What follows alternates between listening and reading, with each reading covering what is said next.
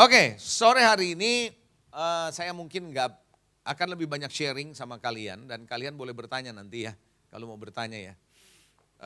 Mungkin sharing dari firman Tuhan tentunya udah pasti, tapi juga sharing dari kehidupan yang ada. Hari ini saya akan bicara mengenai satu topik, waktu saya berdoa untuk ibadah sore hari ini, ada satu yang Tuhan taruh di hati saya, membangun generasi itu harus membangun dari dasar utamanya dulu yang paling penting, core-nya dulu. Begitu ya. Hal yang sama kalau kamu lagi latihan untuk fisik itu harus tahu core-nya dulu yang untuk dibangun begitu ya. Nah demikian pula di dalam kehidupan kita core-nya harus dibangun. Core itu intinya yang harus dibangun. Matematika, kalau belajar matematika juga mesti tahu esensi utamanya tambah kurangnya itu mesti jelas gitu ya. Tambah kurang bagi kali dan seterusnya itu menjadi standar basic. Kalau itunya nggak ada nggak bisa. Main musik juga standarnya piano gitu. Ya kalau musik, kalau misalnya keyboard itu mainnya dari piano. Klasik menjadi basicnya. Sebelum masuk di dalam musik yang lain. Kalau nari, balet menjadi basisnya gitu. Ngerti ya? Anda ngerti ya? Kalian ngerti ya? Jadi semua itu mulai dari basisnya. Nah sudah kalian sebagai generasi muda mesti tahu basisnya apa. Ketika basisnya keliru maka kita tidak akan pernah bisa menemukan pola yang benar begitu di dalam membangun diri kita sebagai suatu generasi muda. Saya ingat waktu saya belajar gitar klasik gitu ya. Dulu tuh suka belajar main gitar pop dari temen gitu. Kalau main gitar pop itu kalau ada alat gitar nih kayak begitu, kayak dia ada gagangnya, kita pegang begini, jempol kita suka keluar tuh di gagangnya gini. Karena main lagu pop, main di kuncinya gitu ya, keluar. Nah sekali waktu saya belajar klasik itu cara pegang gitarnya juga beda. Harus duduk, kaki satu harus diangkat. Makanya selalu ada step satu kaki buat taruh kaki di sebelah kiri. Lalu gitarnya taruh di sini, terus tangan ini nggak boleh muncul nih. Ini harus turun gitu. Supaya ini jangkauannya bisa makin panjang. Dia kalau nggak main, kalau kesini kan pendek. Kalau ini bisa jangkauannya panjang gitu ya. Dan itu tangan pun, jari pun harus tegak lurus sama senarnya. Gitu, ngerti nggak? Itu basis itu. Itu basis. Kalau kita nggak ketemu basicnya ini, itu bisa diomelin loh sama pelatihnya atau gurunya. Tanganmu kamu gitu ya. Nah begitu muncul lagi ini bukan main pop ya katanya gitu. Jadi kembali lagi. Jadi kita selalu taruh gitar pun harus benar gitu. Nah dari basis itu kita mengerti bahwa bermain musik tidak asal main dengan bakat alam yang ada saja. Begitu pula tarian, begitu pula yang lain. Nah hal yang sama. Kalau kamu mau menjadi seorang generasi muda yang melayani Tuhan, yang mau dipakai Tuhan, ada yang mau dipakai Tuhan? Semua mau dipakai Tuhan. Harus tahu dulu basisnya apa kalau berjalan bersama dengan Tuhan. Karena begitu banyak gereja-gereja, begitu banyak anak-anak muda sekarang mulai melakukan kegiatan ataupun pelayanan yang menurut saya banyak yang keluar dari basisnya gitu. Sehingga saya tidak tahu apakah mereka sudah dibangun basisnya atau belum, kita nggak tahu. Tapi yang saya mau pastikan adalah kalian harus bangun basisnya. Basisnya dulu, paham sampai di sini? Core-nya dulu yang harus dibangun. Kalau core-nya dibangun dengan benar, ke atasnya itu akan lebih mudah untuk dibangun. Karena core-nya udah benar, matematikanya udah benar gitu. Tadi sempat saya ngelihat di reel ya, matematika kalian berapa kali berapa antara China sama Jepang. Dua anak muda, wah luar biasa. Kalau Jepang itu pakai garis, terus pakai angka garis, terus puter seret. Terus yang di China itu nggak tahu gimana gitu, pokoknya tek waktunya sama, hasilnya sama, hebat gak? Jadi ada basis cara ngitung yang sama gitu. Jadi, nah hari ini saya mau bicara a true son. Nah yang saya maksud son adalah anak-anak Tuhan. Kalian ini anak-anak Tuhan, amin. Putra sejati sebagai anak-anak Tuhan. Gak mungkin kita bisa menjadi son, kita gak ngomong soal sonship yang pada umumnya dibahas di gereja. Tapi saya mau bicara soal anak-anak Tuhan. Saya mau bicara saudara sebagai putra-putra Tuhan. Bagaimana kalian mau menjadi generasi yang dipakai Tuhan kalau gak mengerti keputraan Yesus itu seperti apa. Basisnya harus diambil dari sana. Kalau basisnya sudah salah, kita tidak mengambil esensi utamanya, ke depannya pasti salah. Hal yang sama kalau kamu melihat orang membangun jembatan, selisih 1 derajat Selisih 1 derajat kan kecil kan kalau dibusur derajat kan. Betul ya? Kecil banget ya seperti rambut. Coba tarik 10 kilometer. Coba tarik 20 kilometer. Ujungnya pasti jauh kan? Betul nggak? Nah kenapa? Karena basisnya yang kita biarkan, ini sedikit, ini nggak apa-apa. Tar dulu, tunggu 15 tahun kemudian. Nanti lihat hasilnya. Bisa kaget kita. Loh kok begini? Karena waktu dibangun dengan derajat yang cuma 1 derajat. Apalagi kalau 2 derajat makin gede. Waktu itu saya pernah pergi ke Thailand sama ya Sally waktu itu masih kecil. Saudara pergi ke Thailand, saya tanya, kok itu jembatan layang sama supir taksinya, kok nggak jadi? Nggak dibikin, nggak selesai. Dia bilang ini udah bertahun-tahun kata dia. Kenapa nggak jadi saya tanya? Karena sudut kemiringannya beda. Jadi waktu disambung nggak nyambung. Kalau nyambung kayak begini, bagaimana caranya? Begini, bisa terbang orang. Nah, jadi itu jadi masalah. Nah inilah yang saya mau ajarin saudara, belajar gimana kalian sebagai anak-anak muda membangun diri di dalam Tuhan. Jangan lihat dari yang lain tapi lihat firman Tuhan. Lihat polanya Tuhan. Amin. Sampai di sini jelas? Clear? Oke. Kita lihat dulu satu ayat firman Tuhan. Kita nggak mungkin bisa jadi anak Tuhan yang sejati kalau kita nggak mengerti ini. Ya, Yohanes pasal 1 ayat 12 dan ayat yang ke-13. Yohanes pasal 1 ayat 12 dan 13. Perhatikan baik-baik. Tetapi semua orang yang menerimanya, yang menerima Yesus, apakah kalian menerima Yesus sebagai Tuhan dan Juru Selamat? Maka kalau kamu sudah terima Yesus, kamu akan diberi kuasa. Diberi kuasa apa? Supaya kamu menjadi anak-anak Allah. To become sons of the living God. Menjadi a true son, anak-anak yang Tuhan. Ya, yaitu mereka yang percaya dalam namanya. Jadi esensi mau menjadi seorang anak Tuhan harus percaya dulu sama Tuhan. Enggak mungkin lah kita bisa menjadi seorang anak Tuhan kalau anak Tuhan yang sejati ini enggak percaya sama dalam namanya. Itu menjadi basis yang utama.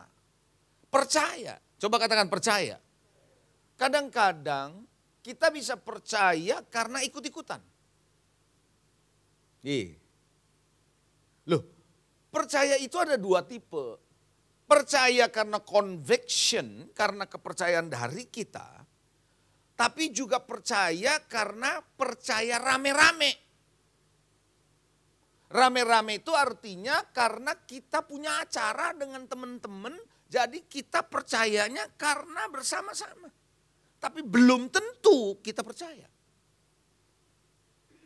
Tahu nggak ada anak lahir di keluarga Kristen. Ke gereja loh dari kecil sekolah minggu. Belum tentu dia percaya tuh anak sama Tuhan. Ayo benar apa enggak? Bisa begitu? Bisa. Tapi tetap ke gereja? Tetap. Bisa nggak tetap melayani? Bisa. Karena dari kecil sama papa mamanya diajak ke gereja. Tapi basically di pikirannya belum tentu percaya. Nah itu kenapa? Karena yang namanya percaya penuh itu pribadi. Pertanyaan saya nih ruangan ini nih. Kalian percaya gak sama Tuhan? Secara personal dulu nih saya ngomong. Karena beda orang yang betul-betul percaya sama Tuhan. Dia firm pegang apa yang dia percaya. Ayo benar gak? Kenapa kalian kalau lihat YouTube, dengerin cerita-cerita yang ada di YouTube, di Google Anda baca, kalian baca. Kalau kalian baca di beberapa sumber itu menceritakan sesuatu pengetahuan yang semua connected dan Anda kau lihat ini sama semua. Maka jangan heran kalian punya keyakinan di situ. Betul apa enggak? Lepas soal benar dan salahnya dulu nih ya, tapi kamu punya keyakinan. Nah ketika kamu yakin di situ, ketika orang masuk menjelaskan yang berbeda, kamu bisa fight. Betul nggak? Lepas dari kalian benar atau salahnya nih ya. Karena kamu percaya. Itulah yang namanya percaya, harus begitu. Jadi ketika kamu percaya sama Tuhan, orang begitu datang meragukan, kamu harus bisa fight. Itu baru percaya. Tapi kalau kamu bilang, oh iya, itu berarti belum percaya. Kayaknya nggak nangkep deh. Betul nggak? Berarti belum percaya. Kalau percaya benar nggak bakal goyah. Enggak bakal goyah. Makanya kenapa orang yang terlalu banyak mendengarkan cerita-cerita atau penjelasan dari YouTube, dari Google, dari manapun yang di internet kalian dapatkan. Dan kalian betul-betul percayai itu. Belum tentu benar tapi kamu percaya. Maka ketika dijelaskan yang berbeda kamu akan fight. Kenapa? Karena kamu udah terpercaya benar. Itu bahayanya kalau kamu punya kepercayaan yang salah. Paham nggak? Nah, Tuhan mengatakan kalau mau disebut kuasa anak-anak, diberikan kuasa menjadi anak-anak Tuhan, harus percaya dalam namanya. Halo? Betul nggak? Saudara, kalian ngerti nggak? Coba yang ngerti lambaikan tangan. Pertanyaan saya, ini percaya karena papa mama Kristen gua ke gereja atau gua benar-benar percaya sih? Kalau kalian benar-benar percaya secara pribadi, pasti hasilnya beda. Pasti hasilnya beda. Mau diapain juga gak goyang. Makanya ada cerita di Alkitab, ada seorang anak yang lahir buta. Pernah baca gak di Yohanes pasal 9? Yohanes pasal 9. Ya saya cerita aja ya. Nanti baca ya di Yohanes pasal 9. Gak ada di sini, saya gak tulis soalnya. Kalau buka lagi, Yohanes pasal 9 ada seorang anak lahir buta dari kecil. Lalu orang-orang di sekitar tanya sama Yesus begini. Yang salah tuh siapa? Orang tuh ya suka menyalahkan orang lain, suka cari kesalahan, cari kambing hitam. Kalau orang kok kayak gini, dia cacat kayak, dia buta kayak, kok dia jadi begini, yang salah nih siapa nih gitu kan. Jadi dia nanya gini, yang salah siapa Tuhan? Orang tuanya yang bikin anak ini lahir terus buta atau anak ini yang salah? Tuh, coba kalau kamu yang ditanya susah jawab loh. Untung yang ditanya Yesus. Yesus itu penuh hikmah. Yesus jawabnya gampang. Nggak ada yang perlu disalahin dia bilang. Tapi kemuliaan Allah akan dinyatakan lewat ini. Lalu Tuhan doain. Anak ini sembuh, matanya celik. Ceritanya gitu tuh. Celik matanya. Nah orang Farisi nggak suka sama Yesus kan. Nggak percaya dan nggak suka sama Yesus. Lah ini orang sembuh bisa bahaya nih dia bilang. Kenapa? Kalau orang percaya sama Yesus mereka nggak percaya lagi sama orang Farisi kan. Maka posisi hilang, tahu nggak? Kuasa hilang, pengaruh hilang, nggak mau kehilangan pengaruh. Maka digoyahkan iman anak ini yang baru sembuh. Datang mereka bilang, kamu yang sembuhin itu orang ini bukan? Dia tunjuk Yesus, iya. Kamu tahu nggak kalau itu orang berdosa? Kenapa dia ngomong begitu? Tujuannya untuk meragukan masa sih orang berdosa bisa sembuhin kamu, kira-kira gitu. Nggak mungkin itu bisa terjadi, paham nggak maksudnya? Jadi orang Farisi itu mau meragukan iman dari anak ini. Anak ini jawabnya luar biasa. Karena punya pengalaman pribadi sama Tuhan. Makanya kalian ini perlu sekali punya percaya karena pengalaman pribadi sama Tuhan. Bukan karena opa, oma, papa, mama. Karena Kristen, bukan. Dijawab sama anak ini. Oh ya, aku gak tahu deh. Dia tuh berdosa atau enggak. Aku gak ngerti, orang baru ketemu. Tapi satu hal yang aku tahu, dulu aku buta sekarang aku lihat. Nah tuh, ngerti gak? Aku dulu buta sekarang aku melihat itu gara-gara dia. Aku gak ngerti dia berdosa atau enggak, I don't know. Tapi satu yang aku alami, aku sekarang bisa lihat. Nah itu yang namanya kepercayaan yang gak bisa digoyahkan. Nah anak muda gak boleh gampang digoyahkan sama YouTube.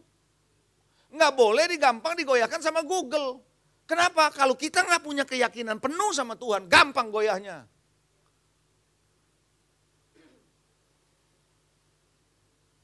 Kemarin waktu wisuda STT di sini, ada seorang pembicara orasi ilmiah dari Kupang. Dia bilang dia anak zaman sekarang, anak muda, masih muda dia. Dia bilang anak muda, dibandingkan saya maksudnya, masih muda. Anak muda, dia bilang zaman sekarang gak bisa cuma diajak. Kalau mau ke gereja, mau ketemu Tuhan gak bisa, mesti direbut. Zaman sekarang kalau diajak gak bisa. Tapi Anda gak mungkin bisa rebut kalau Anda sendiri goyah. Bagaimana mau merebut? Bisa-bisa kita yang direbut, kan begitu. Ngerti gak nih? Jadi percayanya mesti dari kalian dulu. Coba bilang, percaya dulu. Percaya dulu kita, ini awalnya di sini nih. Kalau enggak bisa loh. Ya, lalu kita lihat ayatnya yang ke-13. Orang-orang yang diperanakkan bukan dari daging, darah atau dari daging. Jadi not by natural, bukan karena natural nih. Anda ini disebut sebagai anak-anak Allah. Kalian disebut anak Allah bukan karena nature, bukan karena membership di gereja, bukan. Dan juga bukan karena secara jasmani oleh keinginan seorang laki-laki. Tapi dari Allah. Jadi kalian itu percaya kemudian jadi anak Allah itu karena Allah yang memberi kuasa. Dengan catatan kita percaya. Sampai di sini jelas gak nih? Coba bisa ngikutin saya, coba lambaikan tangan. Pertanyaan saya, nanti kita akan membahas ciri-cirinya. Sebenarnya tema ini adalah tema yang saya ganti dari apa yang saya dapat di hati saya. Sebenarnya Tuhan lagi ngomong apa sih? Tuhan mau ngomong apa sih ini di generasi ini, di gereja ini? Tuhan ingetin saya apa? www.god. Cuman kan kalau kasih judul www.god kayaknya kurang enak gitu ya. www.god. Oh, wow. Nah kembali Tuhan taruh sama saya gini, basis kamu harus bangun. Ini anak-anak muda harus dibangun basis, generasi harus dibangun basis. Kalau basisnya nggak terus strong, kuat, nggak dibangun dengan kuat, percaya tergilas dengan ke depan. Halo? Kemarin kembali lagi yang orasi ilmiah, karena dia masih muda dia banyak bicara soal digital. Itu permainan yang namanya di digital, itu permainannya di feeling. Kalau kamu bisa dibawa, kamu punya feeling sama mereka, udah kena dah, pasti kena. Permainannya itu di situ.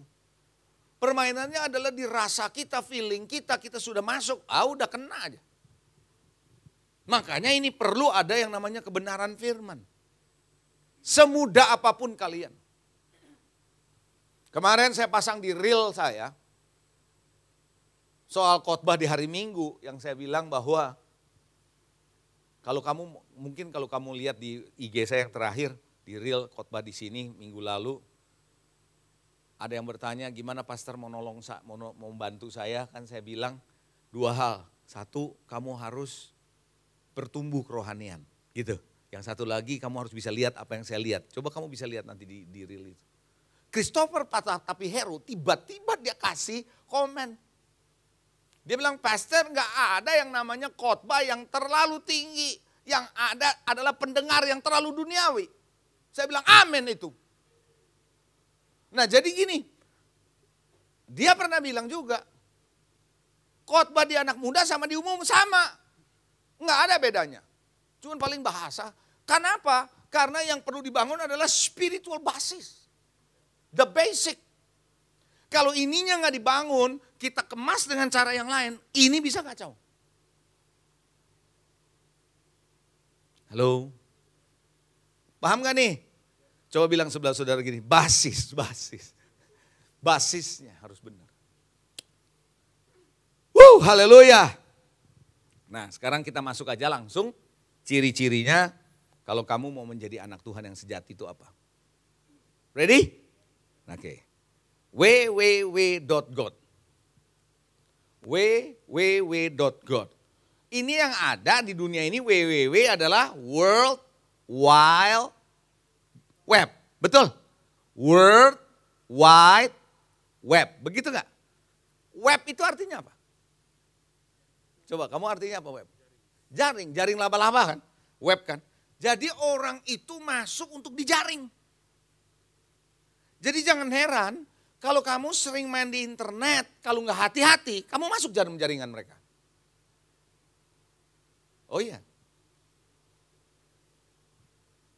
Sekarang ini, kembali lagi kemarin malam, karena masih seger baru kemarin malam, itu orasinya bagus banget itu. Masih muda loh, orang khotbahnya semangat banget lagi. Dia banyak search di internet. Sekarang saking gilanya dia bilang, kentut dijual. Laku loh. Itu bisa gitu coba. Itu kan udah sinting kan. Karena memang kita masuk ke webnya dia. World Wide Web.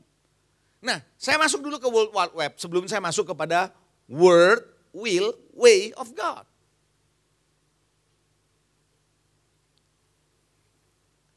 Berapa banyak sekarang bahasanya mulai muncul health. Betul? Perlu sehat. Cari health. Makin istirahat makin gak sehat. Halo? Betul gak? Healing. Bahasanya healing, health, healing. Perlu healing. Kenapa perlu healing? Sakit. Coba bilang sakit. Makanya perlu healing. Memang generasi ini, dunia ini sedang sakit. Ketika dijerat, apa yang dijerat sebenarnya? Saya masuk dulu sedikit-sedikit ya. Tapi secara garis besar aja ya. Pertama yang dijerat itu gambar diri kalian. Dia mau rusak gambar diri kalian. Supaya kalian punya gambar dirinya bukan pada Tuhan, tapi pada yang lain. Kalian mesti attach dengan sesuatu baru kamu punya keyakinan. Itu gambar diri. Di level saya, gambar dirinya, kalau sebagai seorang pendeta gembala sidang, gambar dirinya adalah jumlah jemaat. Oh iya.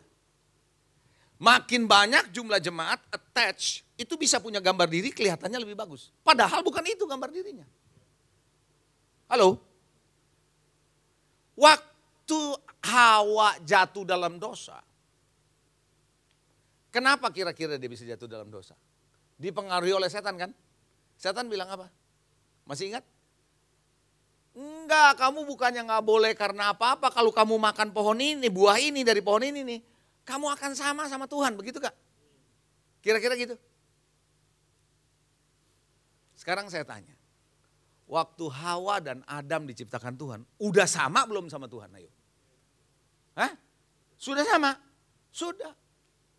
Tapi setan bilang apa? Kalau kamu makan ini, kamu akan sama Tuhan. Padahal nggak usah makan juga. World Wide Web begitu.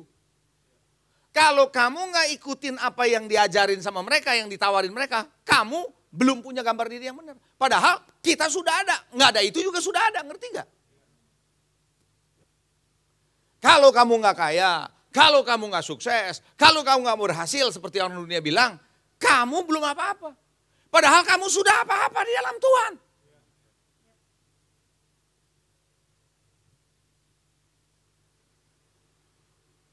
Nah kalau kamu nggak ngerti ini, masuk ke jaringan mereka.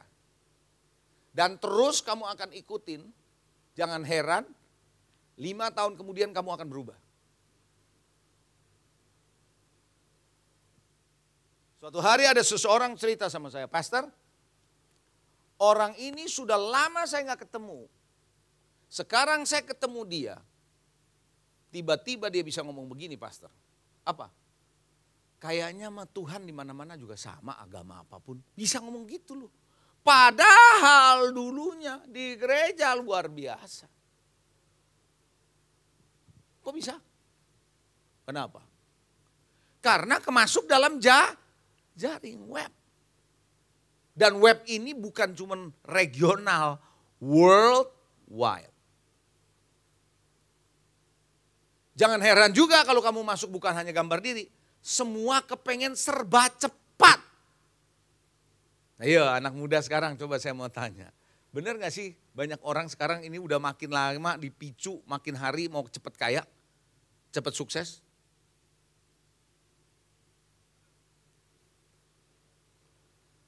Apa akibatnya kalau kamu masuk ke web ini? Apa akibatnya kira-kira? Kamu gak akan percaya namanya menanti-nantikan Tuhan. Nggak akan percaya itu. Nggak akan percaya nunggu waktu Tuhan. Aduh pastor, itu konsep nggak jelas gitu. Ngerti gak? Maunya cepet. Itu targetnya. Kalau kamu sudah kena, selesai sudah. Nah kembali lagi, saya harus bawa kepada saudara ke basis.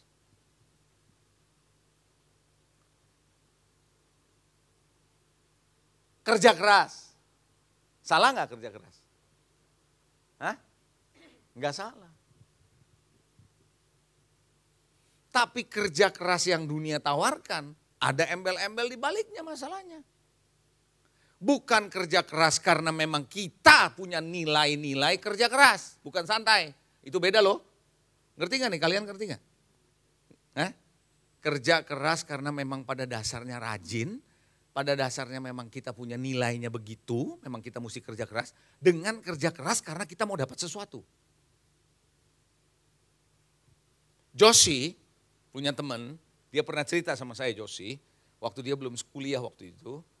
Ketemu sama temennya, kita pergi ke sana, saya pergi ke Singapura sama dia. Diantar sama temennya. Temennya kerja di satu restoran, fast food. Saya bilang, Jo, dia baru kuliah, gak lama dia udah kerja tuh. Iya. Wah, luar biasa ini anak ya. Dia bilang gini sama saya, si Joshi. Kenapa? Karena kepengen HP baru. Papanya nggak beliin, dia kepengen HP baru, Apple yang baru tuh, iPhone berapa gitu. Jadi dia kerja ngejar itu. Nah itu beda lagi tuh, kita ngerja karena ada sesuatu yang kita mau, ngerti nggak nih maksudnya? Dunia menawarkan kamu begitu. Bukan kerja karena dari value system kita, karena nilai memang kita mesti kerja rajin, itu tidak sama loh, ngerti gak? Jadi kita kerja habis-habisan karena kita mau dapat sesuatu. Nah akhirnya pernah lihat gambar itu gak? Apa? Keledai yang di depannya itu dikasih kayu, terus di depannya lagi ada wortel. Terus dia lari, itu wortel kan di depan dia terus gak dapat, ngerti gak? Nah, itu yang terjadi. Akhirnya kita lupa bahwa berkat Tuhanlah yang menjadikan kita kaya. Susah payah tidak menambahinya. Kita nggak akan ngerti ayat itu. Kenapa? Karena kita terbawa arus web. Nah anak muda mesti ngerti ini. Kamu harus punya rasa aman, karena punya percaya sebagai anak-anak Tuhan. Tuhan cukupkan segalanya. Itu dulu harus jadi basis. Paham? Sekarang kita masuk, karena banyak nanti. Tren kalian berpikir. Nah salah satu yang saya mesti masuk di web adalah tren berpikir kita, tren memberikan pendapat kita. Yang berlaku saat ini, terserah itu benar atau enggak, kita bisa ikutin. Hati-hati loh.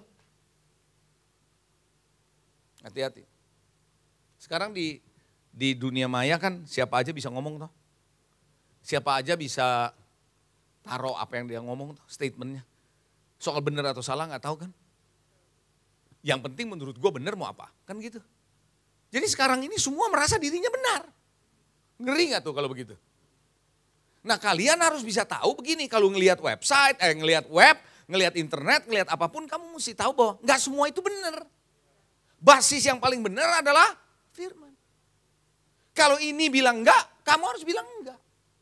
Tapi kalau kamu bilang ini enggak, tapi semua bilang begitu, jangan bilang, pastor yang lain ngomong begitu, terserah.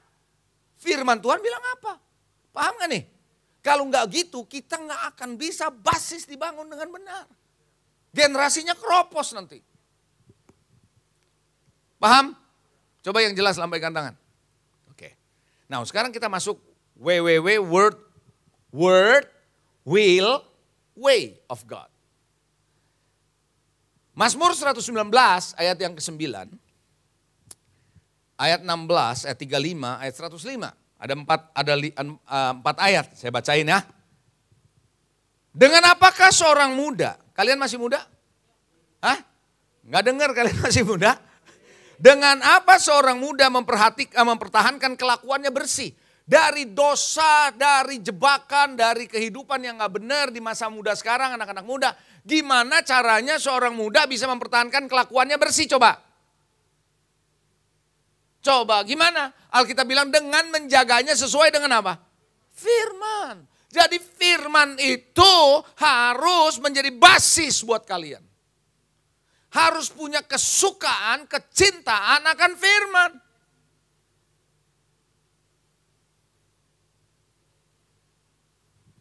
Lah kalau generasi ini gak suka baca Alkitab, gak suka renungkan firman, habis pasti. bablas. Kenapa? Yang bisa menjagai kita itu firman. Halo? Ayat yang ke-16. Aku akan bergemar dalam ketetapanmu, firmanmu tidak kulupakan. Itu yang membuat Daud, itu yang membuat orang-orang yang waktu itu di masa muda mereka bisa bertahan dalam hidup menghadapi semua tekanan. Karena mereka gak melupakan firman. Kalian mesti ngerti ya, cerita Alkitab itu mesti dibaca dengan cara-cara yang buku-buku. Baca aja buku sekolah minggu. Kalau buat kalian itu paling enak baca buku sekolah minggu. Kan cerita bergambar semua. Dan ceritanya di Alkitab semua kan? Gampang. Bisa ngerti. Ayat 35, biarlah aku hidup menurut petunjuk perintah-perintahmu sebab aku menyukainya. Firmanmu pelita bagi kakiku, terang bagi jalanku. Menurut kalian dunia ini makin terang atau makin gelap coba? Makin gelap. Kelihatannya membuat hidup menjadi lebih baik, tapi sebenarnya enggak. Nah, untuk itu kalian butuh terang toh. Yang bisa menerangi itu firman. Loh, saya kepingin generasi ini punya kecintaan akan firman. Dari muda. Kalau ini dibangun basis ini, percayalah. Itulah sumber kekuatanmu. Daya tarikmu dari orang dunia ini adalah dari situ. Karena kalian berbeda. Yeremia 15 ayat 16. Ada enggak? Oke, ada. Apabila aku bertemu dengan perkataan-perkataanmu, kata Yeremia, aku menikmatinya. Nah, sekarang pertanyaan saya berhenti sebentar. Kalian menikmati enggak waktu baca Alkitab? Check yourself, enggak usah dijawab. Kalian menikmati enggak kalau dengar khotbah? Kalian menikmati enggak kalau mendengar cerita Alkitab? Atau lebih menarik atau lebih menikmati cerita yang lain? Bukan berarti enggak boleh dengar cerita yang lain, bukan itu maksudnya. Tapi ketika Anda mendengar cerita firman Tuhan, kamu tertarik enggak? Rasa tertarik ini, rasa menikmati ini penting loh.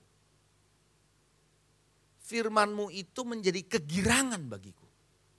Siapa yang girangkan firman Tuhan? Kita berkira gak? Kita waktu dengar firman, ya haleluya. Loh, generasi muda harus seperti itu. Kecintaan akan firman harus dibangun. Saya ingat ketika saya baru bertobat waktu SMA, kuliah. Itu kalau dengerin orang ya. Ini contoh nih ya, contoh yang. Di beberapa kayak Sally, kayak Yehu, mungkin yang lain tahu, nggak tahu dari kalian ini. Tahu namanya Pak Bunadi nggak? Siapa yang tahu nama Pak Bunadi? Pernah khotbah juga di sini tapi long time ago, udah lama dia nggak khotbah di sini. Itu teman saya dari SMP. Saya bertobat, saya terima Tuhan.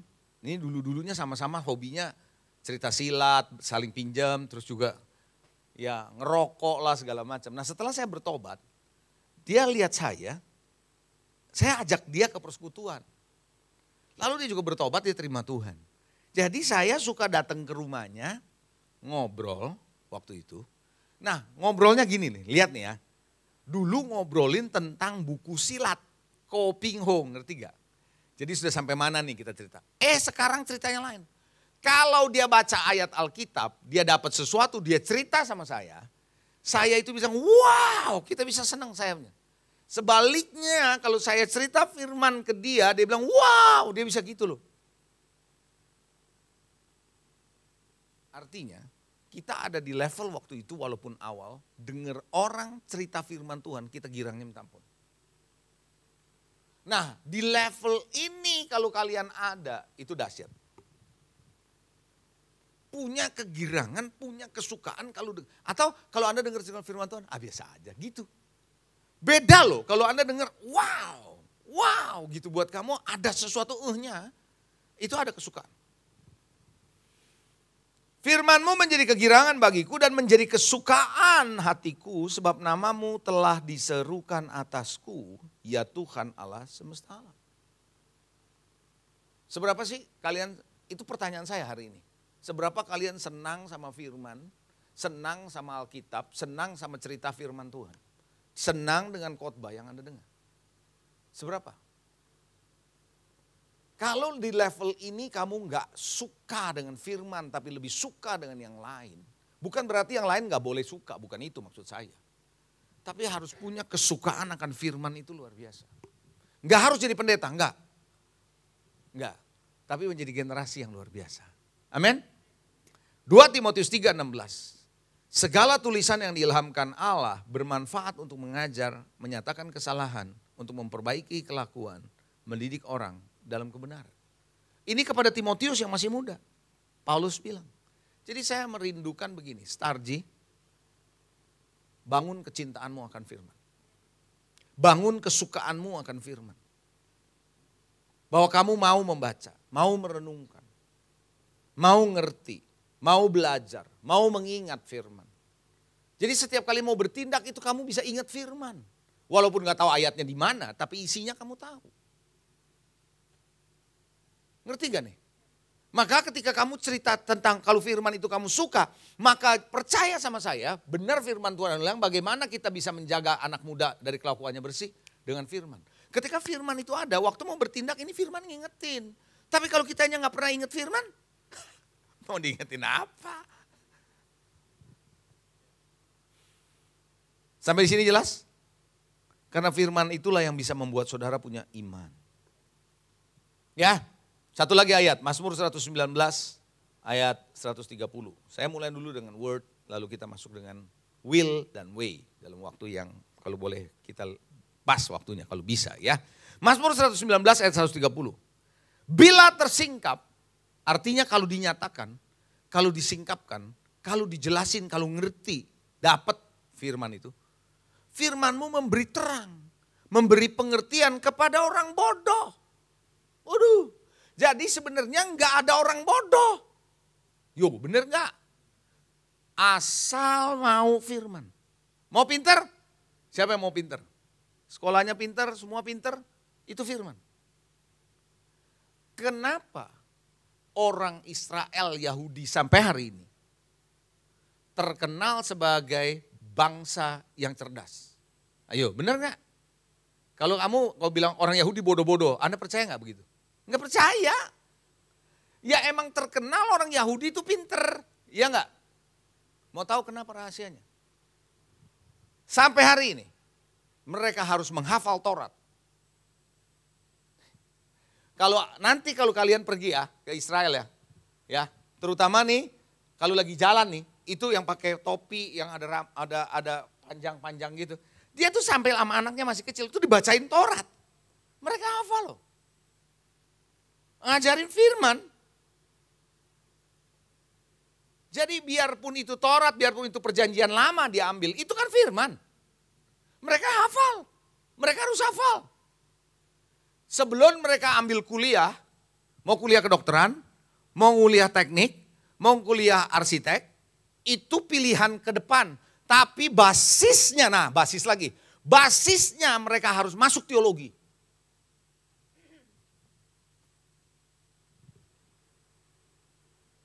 Ngerti nggak?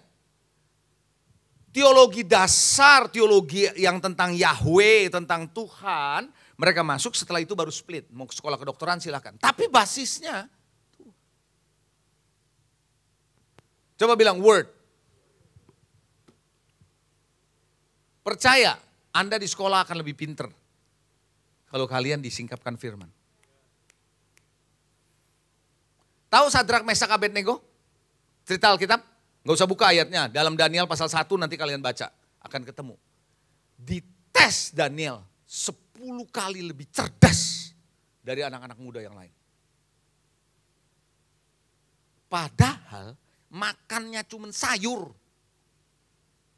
Nah saya gak mau bilang ada orang ngutip ayat itu salah, gara-gara makan sayur mereka jadi cerdas, bukan itu. Bukan begitu. Tapi dia cerdas bukan karena makan sayur, karena firman. Dia nggak mau makan sayur karena dia nggak mau makan daging karena daging itu sudah dipersembahkan berhala. Maka dia pilih, saya makan sayur aja. Makannya syabu-syabu. Tahu syabu-syabu, sayur dan buah itu.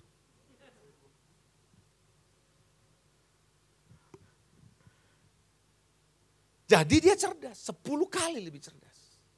Coba bilang word. Bangun diri Anda dalam word. Yang kedua will. Yang kedua will of God. Will. Apakah kita punya keinginan melakukan kehendak Tuhan atau kehendak kita sendiri? Coba ada yang bilang saya datang ke dunia ini kebetulan, angkat tangan. Enggak ada? Enggak ada yang kebetulan. Kalian lahir pasti ada tujuan Tuhan. Yang percaya ada tujuan Tuhan dalam hidup saya, angkat tangan. Masing-masing. Ada? Yes. Nah, saya kasih tahu ya, kalian ya. Ada 3 kehendak yang bisa kita lakukan. Ya, kalian mau catat boleh, kamu mau dengar aja juga boleh. 3 kehendak yang bisa kalian lakukan. 1, kalian lakukan kehendak Tuhan. 2, kalian lakukan kehendak orang lain. Entah orang tua, entah om, entah tante, entah teman, entah tokoh, entah tokoh selebriti, segala macam kehendak dia kita lakukan. Nah kalau selebriti melakukan kehendaknya fans. Suruh bunuh diri, benar-benar dia bunuh diri kan gila tuh. Ya. Jadi kehendak Tuhan kita bisa lakukan, atau kehendak orang lain, atau kehendak kita sendiri. Nah kalian mau melakukan kehendak siapa? Kehendak sendiri, kehendak orang lain, atau kehendak Tuhan? Suatu hari Yesus di Getsemani bilang apa? Waktu dia mau disalib. Ada yang ingat? Dia berdoa gimana? Tuhan kalau boleh, Bapak kalau boleh, cawan ini berlalu. Tapi jangan kehendakku yang terjadi, tapi kehendakmu yang terjadi. Jadi Yesus pun tahu dia melakukan kehendak Bapa, bukan kehendaknya. Nah itulah contoh seorang putra sejati. Kan Anda, kalian sebagai Starji, baru bisa disebut a true son of God. Kalau betul-betul ngerti kehendak Allah dalam hidupmu dan kamu lakukan. Dari masih muda. Percaya kalian tidak akan pernah menyesali hidupmu 15 tahun, 20 tahun kemudian. Kalau dari sekarang kamu lakukan kehendak Tuhan. Do you know why? Karena kalau kamu melakukan kehendak Tuhan, Tuhan bertanggung jawab akan masa depanmu. Tapi kalau kamu melakukan kehendakmu sendiri, kamu yang bertanggung jawab atas masa depanmu. Nah saya mau balikan ke basis itu. Kenapa? Saya telah memperlihatkan diri saya sendiri. Sepanjang saya waktu mulai kuliah, terus saya melakukan kehendak Tuhan. Walaupun di dalam perjalanan gak sepenuhnya ada goyang-goyang kiri kanan, tapi tetap terus track. Dan saya melihat Tuhan pelihara. Paulus bilang apa? Hidup yang aku jalani bukannya aku lagi. Tapi Kristus yang tinggal dalam diri aku. Halo? Betul? Coba kita lihat 1 Tesalonika 2 ayat 11 dan 12. 1 Tesalonika 2, 11, 12. Kamu tahu betapa kami seperti Bapa terhadap anak-anaknya. Telah menasihati kamu dan menguatkan hatimu seorang demi seorang. Meminta dengan sangat supaya kamu hidup sesuai dengan apa? Kehendak Allah. Saya singkat ya karena udah ditulis time out. Kehendak Allah, di dalam kehendak Allah, kalian boleh catat kalau mau catat. Di dalam kehendak Allah ada masa depan. Mau lihat masa depanmu? Lakukan kehendak Allah. Coba, benar gak saya tanya ya, kalian yang masih muda ya, di depan sini ya. Salah satu yang paling dikhawatirkan kalangan anak muda, tentang masa depannya gak? Kalau kamu kan bisa mikir nanti kalau saya udah menikah anak-anak saya bisa makan apa gitu kan ya. Betul gak? Mikir gak? Iya itu baru benar kalau mikir.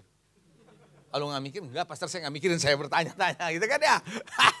Pasti mikir gitu ya. Nanti saya bisa hidup gak nih kalau orang tua saya sudah tua, udah gak ada, saya bisa hidup gak? Gitu kan ya. Semua orang pasti khawatir sama masa depannya. Ya atau enggak? Sekarang saya tanya. Kamu tahu nggak 10 tahun dari sekarang apa yang terjadi dengan dirimu? Nggak ada yang tahu. Kamu nggak tahu. Kamu tahu nggak 10 tahun dari sekarang kira-kira kamu perlu apa? Enggak. Kira-kira 10 tahun dari sekarang kamu tahu nggak apa yang kamu nggak perlu? Nggak tahu juga kan? Nggak tahu apa yang terjadi, nggak tahu apa yang kamu perlu, nggak tahu juga apa yang nggak perlu. Ya, tapi saya tanya, kira-kira Tuhan tahu nggak 10 tahun yang akan datang kamu perlu apa? Kira-kira dia tahu nggak apa yang kamu nggak perlu? Dan dia tahu apa yang bakal terjadi. Kita sendiri nih kalau jalan, kita nggak blur, nggak tahu nih 5 tahun, 10 tahun ke depan. Tapi Tuhan sudah tahu. Jadi, kalau kita lakukan kehendak Tuhan, jangan heran ada masa depan dong. Jadi masa depanmu adanya di mana? Dalam kehendak Tuhan itu. The more you unlock the will of God, makin kamu ngerti kehendak Tuhan, makin akan ketemu masa depanmu. Di dalam kehendak Tuhan ada berkat. Di dalam kehendak Tuhan ada favor, perkenanan. Karena kamu melakukan kehendak Tuhan. Di dalam kehendak Tuhan ada kemampuan. Dalam kehendak Tuhan ada kreativitas. Karena Anda sudah nemu ini kehendak Tuhan, kamu mau lakukan itu, percaya deh. Ntar dibuka jalan sama Tuhan. Kalau bahasa saudara sepupu kita orang seberang tuh, digampangkan jalannya katanya gitu. Digampangkan jalannya sama yang di atas kan gitu ya. Ngerti gak sih? Nah itu yang namanya favor of God. Terakhir, way of God. Di dalam dunia ini ada berapa jalan? Ada 2 jalan. Yang lebar menuju maut. Betul gak? Tapi sekarang katanya anak muda kreatif. Ada 3 jalan. 1 jalan lebar menuju maut, 1 jalan sempit, susah menuju surga. 1 lagi di tengah-tengah. Nggak gede, nggak kecil gitu. Nggak ada ayatnya. Tahu nggak ada ayat yang bilang begini, jalan yang disangkanya lurus ujungnya menuju maut.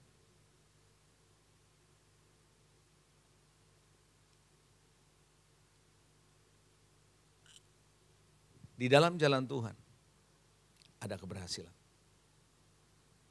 Ada keberhasilan. Di dalam jalan Tuhan ada pertolongan, ada perlindungan. Kalian butuh pertolongan? Yang butuh perlindungan, masuk dalam jalan Tuhan. Akan ada perlindungan. Tuhan bilang apa sih sama Yosua? Pernah ingat? Jangan menyimpang ke kanan, jangan menyimpang ke kiri. Maka perjalananmu akan berhasil dan beruntung. Tuhan lagi ngomong sama Yosua, pilih jalanku. Yang masih muda, pilih jalanku. Dunia punya banyak jalan, tapi pilih jalan Tuhan. Enggak gede, kecil, sempit. Enggak semua orang mau. Kita bisa diketawain, enggak apa-apa.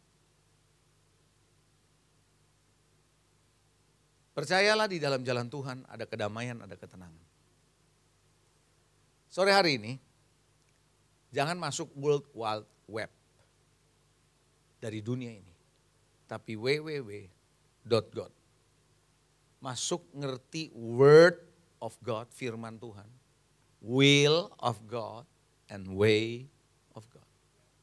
Dan kunci awalnya adalah percaya pribadimu sama Tuhan. Maka kamu akan menjadi true son of God. Sebagai anak-anak Allah yang sejati. Amin. Mulai dari sana. Karena kamu akan menjadi star generation. Generasi yang terang, yang berbeda dari dunia ini.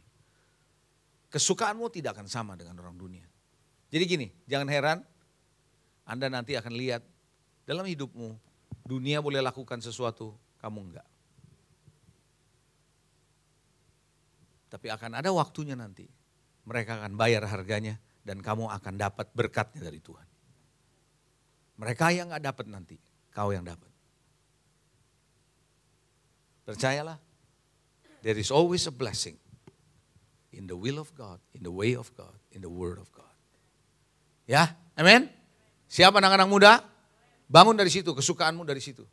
Semuanya itu akan tumbuh dari sana. Kalau kamu sudah dibangun, percaya, kamu punya daya tarik. Daya tarikmu yang berbeda dari dunia ini. Karena kamu punya sesuatu yang dari Tuhan. A smell of God. Harum dari Tuhan. Ya, mari kita bangkit berdiri, kita berdoa. Tuhan, kami datang kepadamu saat ini. Biarlah Tuhan kami menjadi anak-anak-Mu yang sejati. Generasi yang sejati, yang percaya dari pribadi kami sendiri. Bukan karena orang tua, bukan karena program, bukan karena teman, bukan karena acara. Tapi because of me, diriku dan Tuhan. Apa yang terjadi di sekitar kami tidak menjadi masalah. Tapi satu hal yang kami tahu, Tuhan sumber hidup kami. Kami tidak mau dimasukkan di dalam jaring dunia ini, World Wide Web. Tapi kami mau masuk dalam word, will, and way of God. Buat Tuhan generasi ini menjadi generasi yang mencintai Tuhan. Yang berapi-api menyala-nyala, on fire untuk Tuhan. Api itu menyala, cinta akan firman, cinta akan kehendakmu, cinta akan jalan-jalanmu. Dan punya kerinduan untuk bangkit dalam doa-doa mereka.